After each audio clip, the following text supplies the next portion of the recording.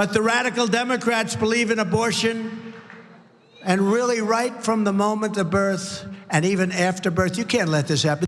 But if you have a meaningful death penalty for drug dealers and traffickers, but if you have a meaningful death penalty, crime in our country will go down 80 to 85% in one day. One day.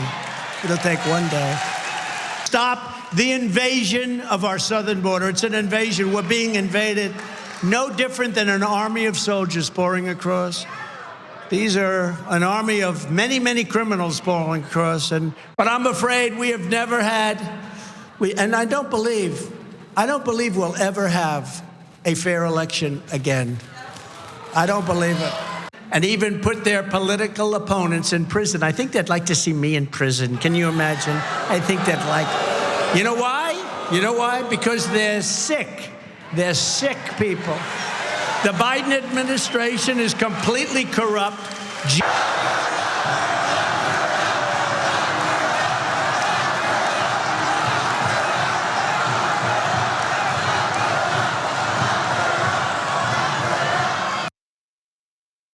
Yeah, just to be clear, shortly after declaring everyone who wants to see their political opponents in prison as sick, they're sick, they began cheering for Hillary Clinton to be locked up. Hillary Clinton didn't even run in the last election. It was the other one. It was half a decade ago, and only sick people want to see their political opponents locked up. Lock her up, lock her up. Whew, okay, she's not in jail, but irony is dead. I'm just gonna point that out. So there was a lot there, Francesca. Yeah. I mean, the lie that Democrats want to have post-birth abortions is just, that's what you tell a group of people when you want them to be willing to kill people who are pro-choice. Let's be clear about that. You lie to them and say that they're murdering born babies, so they'll be willing to do whatever it takes. The lie that there will never be another fair election. I have no doubt that there will never be another election that they don't claim wasn't fair. And we're being invaded, literally invaded by an army at the southern border. Now I know what you're thinking. A lot of deranged people have committed acts of mass violence against Latinos using that exact rhetoric. Whatever, Trump is gonna still do it. I mean, there was every sort of dangerous, deranged thing in one little rally. Yes, and they also put up a picture of Hillary Clinton in order for people to just sort of, work them up. So they would say the lock her up, which is really just like an old hit at this point for Trumpers. I wish that they were as sort of benign as like old Guns N' Roses fans, who just want to hear Paradise City or whatever. Like, this is terrifying, and I am not in the camp of, oh, if Trump goes away, then it'll just be someone who's exactly like him. No, I disagree. I absolutely think that the movement is still there and still scary, but the amount of cultish, violent rhetoric that we're hearing between QAnon stuff, between, yes, the death wish, between just like openly talking and very loosely talking about killing enemies. He is and will go full Duterte if back in office. That's what he's saying. Oh, if you have what did he say? A good death penalty, a smart death penalty, a precision death penalty.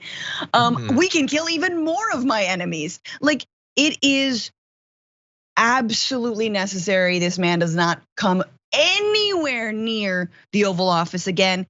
And I mean, obviously I'm just in the camp of like, no, I don't think Ron DeSantis, despite his raging xenophobia and him wishing to be as insane, he's not there. And I don't see him being there. Yeah, I think, and I understand that. So I've occasionally talked about how dangerous DeSantis is, and I have said that in some ways I consider him to be more dangerous. But let's be clear, danger isn't a spectrum that's just a line. There are many different ways that you could be dangerous. He will be more dangerous in passing deranged giveaways to the rich, I think, doing more of it and that sort of stuff. In terms of direct danger to democracy, DeSantis is bad. I think Trump is worse. When it comes to demonizing the trans community, I think DeSantis right now is actually worse. But as you saw from that video, I think Trump will regularly inspire more generalized violence against his political opponents. So I do agree with you there. Well, that's where we are, John. We're basically weighing who's inspiring more violence against which community right now. We have to weigh it. Exactly. I'm glad that you pointed out the Duterte thing. 100%. He wants us to start killing drug dealers. Yep. Which, I mean, like if you can't detect the racial coding on that, by the way, welcome to American politics.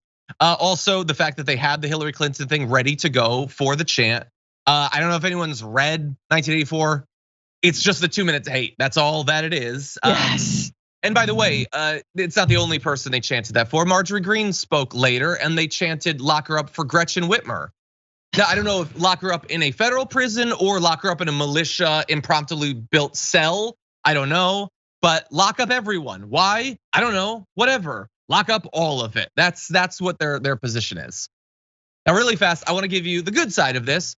Donald Trump was completely off the chain insane in his rally over the weekend, but it turns out that I'm not 100% sure that all of his fans are really buying it anymore. There was this photo that Paul Egan, a journalist on the ground, posted relatively early on showing that there was a ton of standing room in a place that held 6,600 for Trump. That's not enough, or that's not as much as we've seen before. But importantly, even those who were there weren't buying it. Take a look at this. 80%. We have 100 committees that we have to do the. So Paul said that is 15 to 20 minutes into the more than an hour-long speech. We know that Trump fans will wait literally hours in the past to get into his rallies. Why would you leave after 15 minutes? I mean, Trump's being crazy, but what did you think he was going to do? I actually find that to be very bizarre because maybe they had bad seats. Have poor fans. I guess, I don't know. I wanted to see the sweat glistening on his orange skin. There was a pillar right in front of me. Nah, this game's over. No, you don't even see Dodgers fans who I think are the most very, very Fifi fans. Sorry, y'all. They stay till like, the 7th inning at least, even if they're up a bunch or they're down a bunch, you know what I'm saying?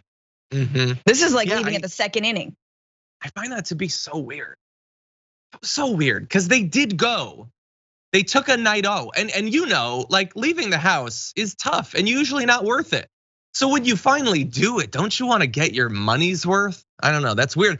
And look, they missed Marjorie Greene.